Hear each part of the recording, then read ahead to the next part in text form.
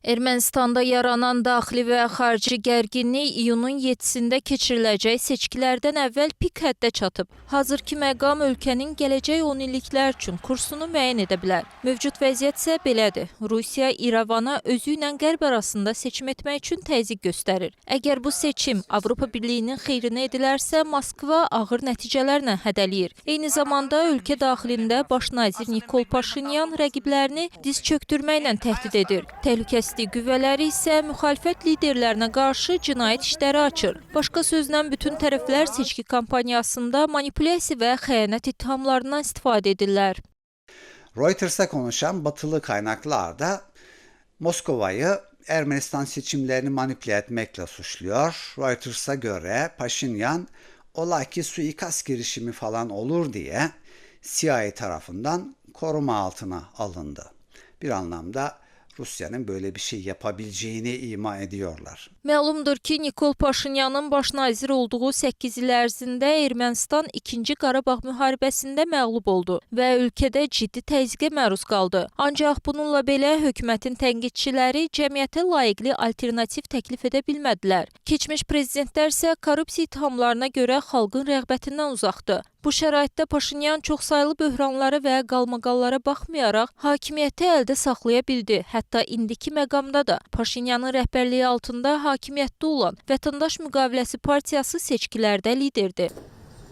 O, seçki kampaniyasını Azərbaycanla yekun sülh müqaviləsinin imzalanması və ölkənin Avropa İttifaqına inteqrasiyası üzərində qurub. Ekspertlərin fikrincə, Paşinyanın hazırki sorğularda lider olmasına rəsmi Bakı ilə danışıqlar və Tramp marşrutu sazişində əldə edilən irəliləyiş kömək etdi. Çünki Ermənistanın müstəqil tarixində ilk dəfə olaraq onun sakinləri artıq yeni müharibə ilə təhdid olunmur. Düzdür, Azərbaycanla sülhün qiyməti ermənilərin Qarabağdan çıxması ilə ödənildi. Lakin onların etirazı əslində heç vaxt geniş dəstək qazanmadı. Odur ki, ekspertlər hakim partiyanın qələbəsini, yəni Paşinyanın yenidən baş nazir seçiləcəyini proqnozlaşdırırlar.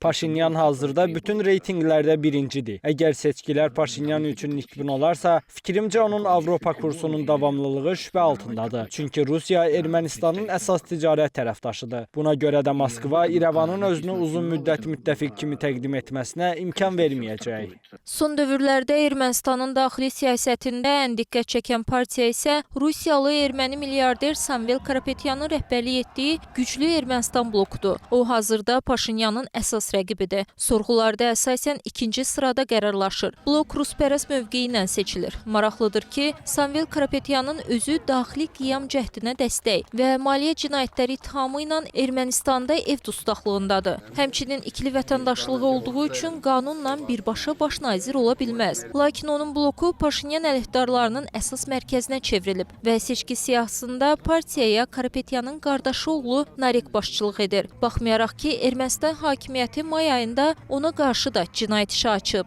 Sabiq prezident Robert Köçəryanın rəhbərlik etdiyi Hayastan Alyansı, eləcə də Qaqik Tsarukyanın liderlik etdiyi Çiçəklənən Ermənistan partiyası da ölkənin siyasi spektrində ənənəvi ruspərəst və revanşist qüvvələr hesab olunur.